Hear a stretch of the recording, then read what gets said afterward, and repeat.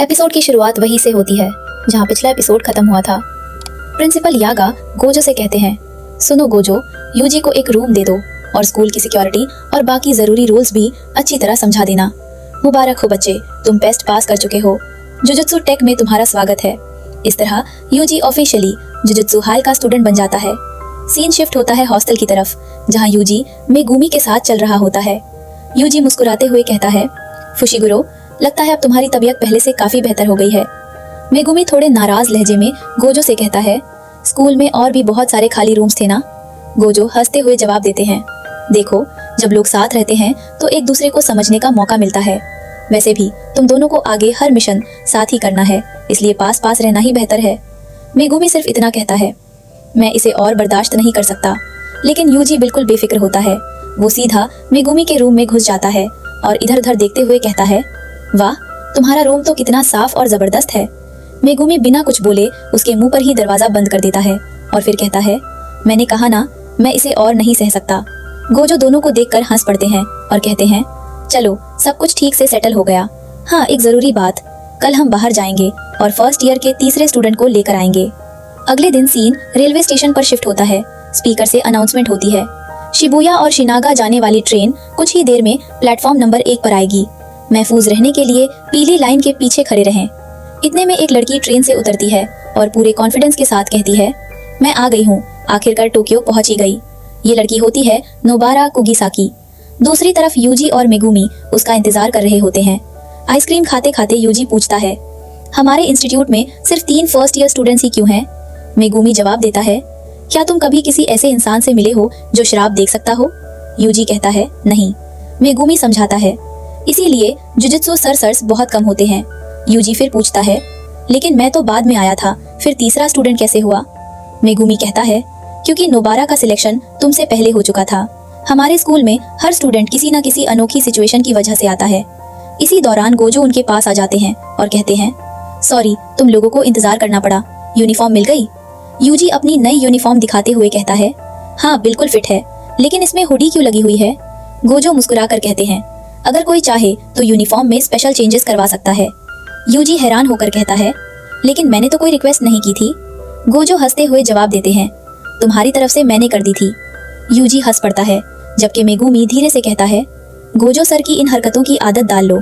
फिर मेगुमी पूछता है, वैसे हम हराजुकु क्यों आए हैं? गोजो जवाब देते हैं, क्योंकि उसी ने हमें यही बुलाया है। यूजी की नजर अचानक पॉपकॉर्न पर पड़ती है और वो बच्चों की तरह खुश होकर कहता है, अरे वाह, मुझे ये पॉपकॉर्न खाने हैं। इसी वक्त एक मॉडल स्काउट एक लड़की को रोक कर कहता है, एक्सक्यूज मी मिस, क्या आपके पास थोड़ा वक्त है? मैं मॉडलिंग के लिए लड़कियां ढूंढ रहा हूँ। ये मेरा कार्ड है, क्या आप ऑडिशन देना चाहेंगी? लड़की मना करके वहाँ से जाने लगती है। तभी अचानक नोबारा उस आदमी के सामने आ जाती है और जोर से कहती है, अरे सुनो, मुझे ऑडिशन देना है, मैं भी मॉडल बनना चाहती हूँ, बताओ मुझे कहाँ आना होगा? नोबारा इतनी डरावनी शक्ल बनाकर उसके बिल्कुल करीब आ जाती है कि बेचारा घबरा कर कहता है, सॉरी, मैं बहुत जल्दी में हूँ। लेकिन नोबारा उसका हाथ पकड़ लेती है और कहती है, पहले ये बताओ, मैं मॉडल बनूंगी या नहीं? ये देखकर यूजी फौरन बोल पड़ता है, अरे छोड़ो उसे, हम सब ये खाधा तुमसे मिलने ही आए हैं। मेगुमी उन दोनों को देखकर ठंडी सांस लेता है और कहता है, ये लड़की बहुत अजीब हरकतें कर रही है। मेगुमी मुस्कुराकर जवाब देता है, तुमसे तो कम ही। इसी बीच गोजो दूर से आवाज लगाते हैं, अरे हम यहाँ हैं। नोबारा फौरन उनके पास आती है और कहती है, अरे सर, आप यहाँ थे? मैं तो कब से आपका ही इंतजार कर रही थी। गोजो मुस्कुराते हुए कहते हैं, चलो सबसे पहले एक दूसरे से प्रॉपरली मिल लो। नोबारा पूरे कॉन्फिडेंस के साथ अपना इंट्रोडक्शन देती है, मैं हूँ नोबारा कुगिसाकी और तुम्हारे ग्रुप की इकलौती लड़की, इसलिए खुश हो जाओ बॉयज। फिर वह यूजी और मेगुमी को घूर कर देखने लगती है। यूजी मुस्कुराकर कहता है, मैं हूँ यूजी इटोडोरी। मेगुमी हमेशा की तरह सीधा सा जवाब देता है, मैं फुशिगुरो मेगुमी हूँ। नोबारा दिल ही दिल में दोनों को जज करना शुरू कर देती है। वह यूजी को देखकर सोचती है, ये तो बिल्कुल बंदर जैसा लग रहा है, पक्का बचपन में पैंट में पॉटी करने वालों में से होगा। फिर मेगुमी की तरफ देखकर सोचती है, और ये इसने सिर्फ अपना नाम बताया, कितना घमंडी लग रहा है, पक्का किसी अमीर घर का बिगड़ा हुआ लड़का होगा। पता नहीं मुझे हमेशा ऐसे ही बेवकूफ़ लोगों के साथ क्यों रहना पड़ता है। दूसरी तरफ यूजी धीरे से मेगुमी से कहता है, ये हमें देखकर इतना सदा हुआ मुंह क्यों बना रही है? मेगुमी बात बदलते हुए गोजो से पूछता है, हम सबको साथ में कहीं जाना था ना? गोजो मुस्कुरा कर कहते हैं, बिल्कुल, अब जब तुम तीनों इकट्ठा हो ही गए हो और तुम में से 2 लोग गांव से आए हो तो चलो तुम्हें टोक्यो घुमाया जाए। इतना सुनते ही यूजी और नोबारा बच्चों की तरह खुशी से उछलने लगते हैं और जोर जोर से चिल्लाते हैं, टोक्यो टोक्यो टोक्यो। दोनों एक्साइटमेंट में गोजो को गले लगा लेते हैं और अलग अलग जगहों का नाम लेने लगते हैं। यूजी कहता है, सर चलिए टोक्यो डिज्नीलैंड चलते हैं। गोजो फौरन हंसकर कहते हैं, बेवकूफ, टोक्यो डिज्नीलैंड असल में चीबा में है। नोबारा फौरन बोल पड़ती है, तो फिर चाइना टाउन चलते हैं। यूजी तुरंत जवाब देता है, अरे चाइना टाउन तो योकोहामा में है, टोक्यो का हिस्सा ही नहीं है, थोड़ा मैप भी देख लिया करो। तीनों की बचकानी बहस देखकर गोजो हंसने लगते हैं। फिर वो ड्रामा करते हुए कहते हैं, ठीक है, अब मैं बताता हूँ कि हम असल में कहाँ जा रहे हैं। अगले ही पल सीन एक पुरानी और सुनसान बिल्डिंग के बाहर शिफ्ट हो जाता है। मेगुमी बिल्डिंग की तरफ देखकर संजीदगी से कहता है, यहाँ एक कर्स मौजूद है। यूजी और नोबारा हैरानी से कहते हैं, क्या तुम शहर वालों का मजाक उड़ा रहे हो? गोजो उन्हें समझाते हुए कहते हैं, इस जगह के एक तरफ बड़ा कब्रिस्तान है और दूसरी तरफ ये खाली बिल्डिंग। लोगों का डर और नेगेटिव इमोशंस मिलकर यहाँ एक कर्स पैदा कर चुके हैं।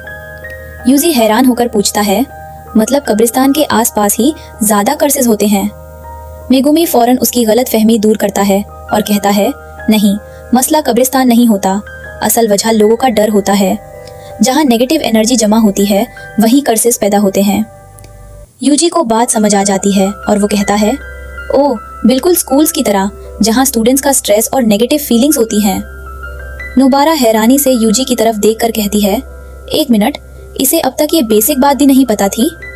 मेगुमी हल्का सा मुस्कुराकर कहता है, सच कहूँ तो। नोबारा फौरन बात काट कर कहती है, ये वही लड़का है जिसने स्पेशल ग्रेड कर्स्ड ऑब्जेक्ट की उंगली खा ली थी। छी, यकीन नहीं होता कितना गंदा है।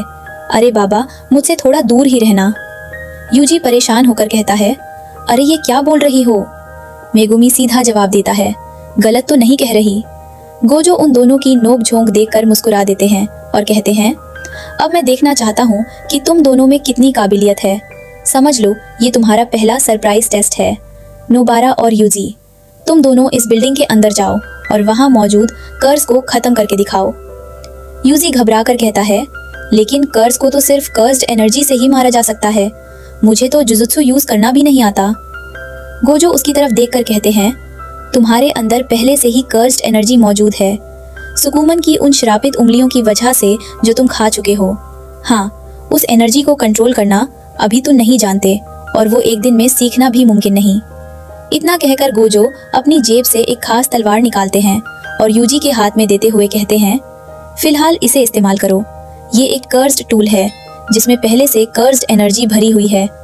इस तलवार की मदद से तुम कर्स को आसानी से खत्म कर सकते हो। ये देखकर नोबारा यूजी की तरफ मुस्कुराती है और मजाक उड़ाते हुए कहती है, बुद्धू कहीं का। गोजो यूजी को एक और जरूरी हिदायत देते हैं। वो कहते हैं, और हाँ, किसी भी सूरत सुकुना को बाहर मत आने देना। हाँ, उसकी ताकत से तुम एक कोप में सारे श्रापों को खत्म कर सकते हो, लेकिन फिर सब कुछ उसके कंट्रोल में चला जाएगा। यूजी फौरन वादा करता है कि चाहे कुछ भी हो जाए वो सुकुना को कभी बाहर नहीं आने देगा।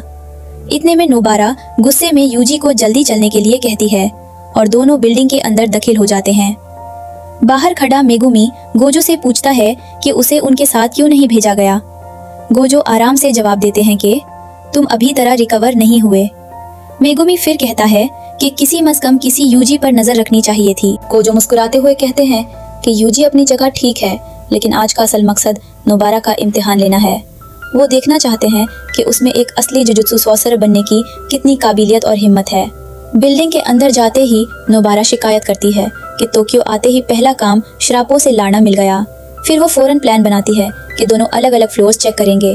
वो ऊपर की तरफ निकल जाती है और यूजी को नीचे का हिस्सा दे देती है ताकि मिशन जल्दी खत्म हो और बाद में दोनों सुशी खाने जा सकें। यूजी उसे समझाता है कि हमें इस मिशन को सीरियसली लेना चाहिए क्योंकि श्राप बहुत खतरनाक होते हैं, लेकिन नोबारा उसकी बात सुनने के बजाय सीधा उससे एक जोर की लात मार देती है और कहती है कि मुझे मत सिखाओ, कुछ देर पहले तक तुम्हें खुद जुजुत्सु के बारे में कुछ नहीं पता था। यूजी भी मजाक में जवाब देता है और कहता है कि हर बात पर लात चलाने की क्या जरूरत है। नोबारा फौरन उसका मजाक उड़ाकर कहती है, इसीलिए लड़कियां तुम्हें पसंद नहीं करती। यूजी भी पीछे नहीं हटा और कहता है, पहले तुम खुद को आईने में देख लो। उनकी बातचीत अभी चल ही रही होती है कि अचानक एक डरावना श्राप अंधेरे से निकलकर यूजी पर झपटा मारता है। श्राप भूख से पागल होता है और सीधा यूजी को पकड़ने की कोशिश करता है, लेकिन यूजी बहुत फुर्ती से उसके हमले से बाल्कन से बच जाता है। जैसे ही श्राप दोबारा उसकी तरफ लपकता है, यूजी फौरन गोजो की दी हुई श्रापित तलवार उसके पेट में पूरी ताकत से घुसा देता है। तलवार का वार इतना जबरदस्त होता है कि श्राप का जिस्म फट जाता है। इसके बाद यूजी एक और तेज वार करता है, उसके पैर काट देता है और आखिर में उस श्राप को हमेशा के लिए खत्म कर देता है। श्राप फौरन राख की तरह बिखार जाता है और यूजी फख्र से कहता है, मेरा तो जवाब नहीं। ये सब देखकर गोजो मुस्कुराने लगते हैं और मेगुमी से कहते हैं कि यूजी थोड़ा दिमाग से हल्का जरूर लगता है, लेकिन जब बात श्रापों से लड़ने की हो तो उसके अंदर ना डर होता है और ना ही घिन। सबसे हैरानी की बात यह है कि उसके पास कोई तजुर्बा भी नहीं, फिर भी वो बिना हिचकिचाहट के इतने खतरनाक श्राप का सामना कर लेता है। गोजो बताते हैं कि बहुत से टैलेंटेड जुजुत्सु सॉर्सरर्स सिर्फ इसलिए ये रास्ता छोड़ देते हैं क्योंकि वो श्रापों की दहशत और उनकी घिनौनी शक्ल बर्दाश्त नहीं कर पाते, लेकिन यूजी के अंदर ये कामजोरी बिल्कुल भी नहीं है। गोजो मेगुमी को बताते हैं कि सबसे हैरानी की बात यह है कि यूजी के पास श्रापों से लड़ने का कोई तजुर्बा नहीं था। वो तो बस एक आम हाई स्कूल स्टूडेंट की जिंदगी जी रहा था, फिर भी उसने पहले ही मिशन में इतनी हिम्मत दिखा दी। गोजो समझाते हैं कि बहुत से टैलेंटेड जुजुत्सु सॉर्सरर्स भी कुछ अरसे बाद ये काम छोड़ देते हैं क्योंकि वो श्रापों की डरावनी शक्ल और उनकी दहशत बर्दाश्त नहीं कर पाते। इसीलिए आज वो सिर्फ यूजी नहीं बल्कि नोबारा का भी इम्तिहान लेना चाहते हैं। वो देखना चाहते हैं कि उसके अंदर असल जुजुत्सु सॉर्सरर बनने का कितना हौसला और जुनून है। दूसरी तरफ नोबारा बिल्डिंग के ऊपर वाले हिस्से में पहुंचकर पुतलों के अंदर छुपे श्रापों को ललकारती है। वो जोर से आवाज लगती है, ऐ श्रापो, मुझे पता है तुम पुतलों के अंदर छुपे बैठे हो। अगर सामने नहीं आओगे तो भी कोई बात नहीं, मैं तुम्हें वहीं खत्म कर दूंगी। इतना कहकर वो अपना हैमर और कीले निकलती है और पूरी ताकत से पुतलों की तरफ हमला कर देती है, लेकिन उसका पहला वार बिल्कुल भी काम नहीं करता और श्रापों को कोई नुकसान नहीं होता। ये देखकर मेगुमी हैरान हो जाता है और गोजो से पूछता है कि नोबारा के पास तो पहले से एक्सपीरियंस भी है, फिर उसका इम्तिहान लेने की क्या जरूरत है। गोजो उसे समझाते हैं कि श्राप इंसानों के डर और नेगेटिव इमोशन से पैदा होते हैं। जहाँ आबादी ज्यादा होती है वहाँ नेगेटिव एनर्जी भी ज्यादा होती है और इसी वजह से वहाँ के श्राप बहुत ज्यादा ताकतवर और खतरनाक होते हैं। फिर गोजो बताते हैं कि टोक्यो के श्राप नोबारा के छोटे शहर के श्रापों से बिल्कुल अलग है। अगर नोबारा ये फर्क समझ गई तो ही वो आगे चलकर एक बेहतरीन जुजुत्सु सॉर्सरर बन सकेगी। अंदर नोबारा फौरन अपनी गलती समझ जाती है। वो पुतलों को देखकर कहती है, पहले इन कीलों को बाहर निकाल लो, वरना मेरा अगला वार तुम सबके टुकड़े टुकड़े कर देगा। इतना कहकर वो दोबारा अपनी टेक्निक इस्तेमाल करती है और इस बार उसका निशाना बिल्कुल सही लगता है। कीलों के असर से पुतलों में छुपे सारे श्राप एक ही पल में तबाह हो जाते हैं। नोबारा मुस्कुराती है और फख्र से कहती है, खेल खत्म। लेकिन उसी वक्त उसकी नजर एक छोटे बच्चे पर पड़ती है जो बिल्डिंग के एक कोने में दारा हुआ खड़ा होता है। नोबारा फौरन समझ जाती है कि ये बच्चा शायद खेलते खेलते यहाँ आ गया था और किंदे एक्सराप ने इसे कायद कर लिया। वो उसके पास जाकर प्यार से कहती है, खतरा टाल गया है, अब बाहर आ जाओ। फिर मजाक में कहती है, लगता है बच्चे क्लॉक्स खूबसूरत लड़कियों से थोड़ा डरते हैं, चलो अब यूज को भी बुला लेती हूँ। लेकिन जैसे ही बच्चा नोबारा की तरफ चलना शुरू करता है, अचानक एक बहुत चालाक और खतरनाक श्राप पीछे से निकलकर उस बच्चे को अपने कब्जे में ले लेता है। बच्चा जोर जोर से मदद के लिए चिल्लाता है, मुझे छोड़कर मत जाओ। ये देखते ही नोबारा का चेहरा संजीदा हो जाता है और वो फौरन समझ जाती है कि असली दुश्मन अब उसके सामने आ चुका है। बाहर गोजो मेगुमी को समझाते हैं कि जुजुत्सु की दुनिया में किसी शराब का ग्रेड सिर्फ उसकी ताकत से तय नहीं होता। असल खतरा उन शराबों से होता है जो बहुत चालाक होते हैं और सॉर्सरर्स को ऐसे मुश्किल फैसले लेने पर मजबूर कर देते हैं जहां एक तरफ किसी मासूम इंसान की जान बचानी होती है और दूसरी तरफ शराब को खत्म करना भी जरूरी होता है। ऐसे इम्तिहान ही फैसला करते हैं कि कोई जुजुत्सु सॉर्सरर वाकई कितना काबिल है। नोबारा उस श्राप को देखकर घबरा जाती है और सोचने लगती है, समझ नहीं आ रहा कि मैं क्या करूं। ये श्राप इतना ताकतवर भी नहीं लगता, शायद ये चौथे या तीसरे दर्जे का श्राप है, लेकिन इसे अच्छी तरह पता है कि अगर इसने बच्चे को अपनी ढाल बना लिया तो मैं इस पर खुलकर हमला नहीं कर पाऊंगी। एक पल के लिए नोबारा के दिमाग में ये ख्याल भी आता है कि अगर बच्चा मर गया तो शायद वो खुद बच सकती है, लेकिन अगले ही लम्हे वो अपनी इस सोच को झटक देती है क्योंकि एक जुजुत्सु सॉर्सरर का फर्ज लोगों की जान बचाना होता है। मजबूर होकर वो श्राप से कहती है, ठीक है, मैंने हथियार डाल दिए, अब बच्चे को छोड़ दो। लेकिन फौरन ही उसे समझ आ जाता है कि उसने बहुत बड़ी गलती कर दी है क्योंकि श्राप बच्चे को छोड़ने का बिल्कुल भी इरादा नहीं रखता। नोबारा मायूस होकर सोचती है, काश मारने से पहले एक बार अपनी दोस्त साओरी से मिल पाती।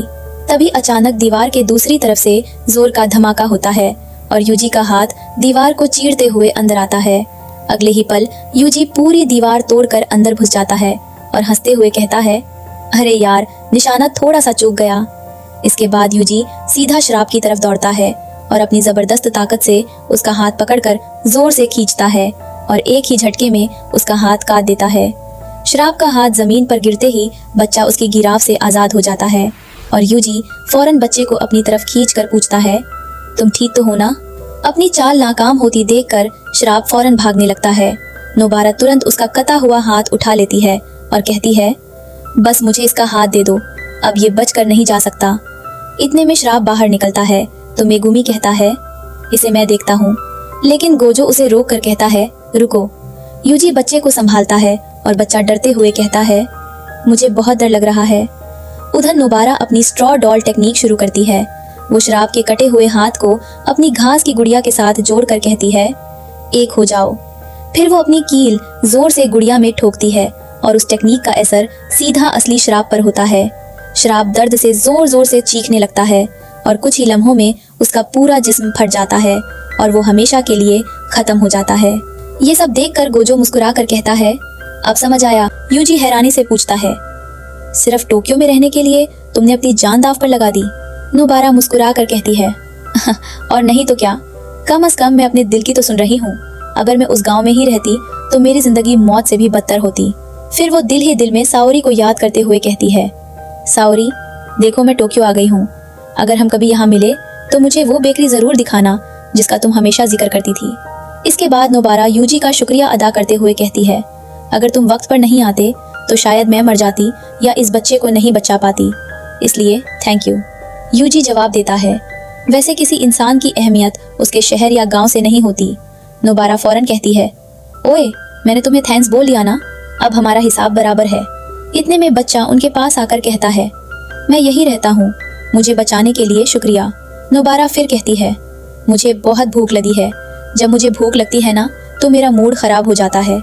यूजी हंसते हुए बोलता है, तुम्हारा मूड कब खराब नहीं होता? तब गोजो वहां आकर कहता है, अच्छा हुआ हमने बच्चे को उसके घर पहुंचा दिया। चलो अब सब मिलकर कुछ खाने चलते हैं। यूजी फौरन बोलता है, मैं मुर्गा खाऊंगा।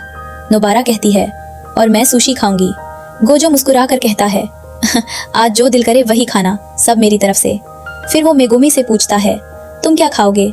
लेकिन मेगुमी फोन में इतना बिजी होता है कि कोई जवाब ही नहीं देता। गोजो कहता है, छोड़ो इसे, चलते हैं। तभी नोबारा को अचानक कुछ याद आता है और वो यूजी से कहती है, सुनो, पहले जाकर मेरा सामान ले आओ। यूजी फौरन मना कर देता है, मैं तुम्हारा सामान क्यों लूं?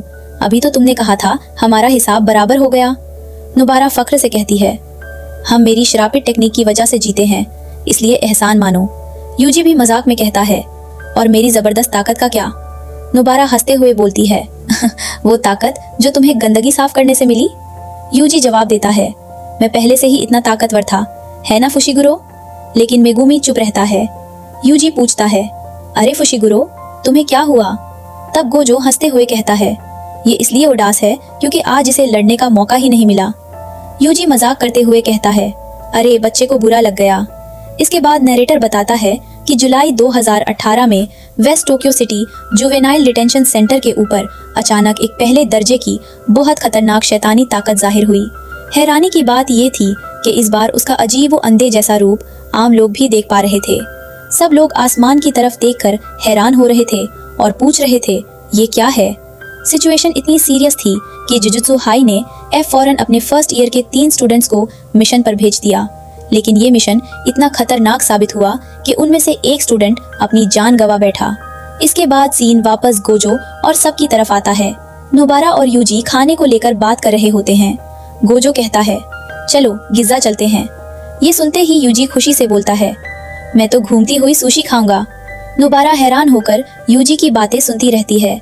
तब बेगुमी कहता है, अगर पार्टी गोजो सर दे रहे हैं तो मैं सबसे महंगी चीज खाऊंगा। यूजी फिर नोबारा को समझाता है, घूमती हुई सुशी का मजा ही अलग होता है, बिल्कुल वैसे ही जैसे थीम पार्क घूमने का मजा। गोजो भी कहता है, तुमने स्प्लेंडेड सुशी कभी नहीं खाई ना, आज वो भी ट्राई कर लेना। यूजी फौरन बोलता है, ये हुई ना बात सर। लेकिन नोबारा कहती है, मैंने अभी कहा नहीं कही।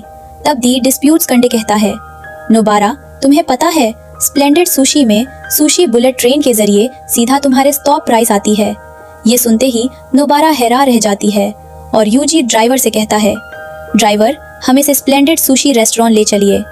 और इसी के साथ एपिसोड यहीं खत्म हो जाता है। अगर आपको ये वीडियो पसंद आई हो तो वीडियो को लाइक करें, शेयर करें और चैनल को सब्सक्राइब करना बिल्कुल मत भूलिए। मिलते हैं नेक्स्ट एपिसोड में।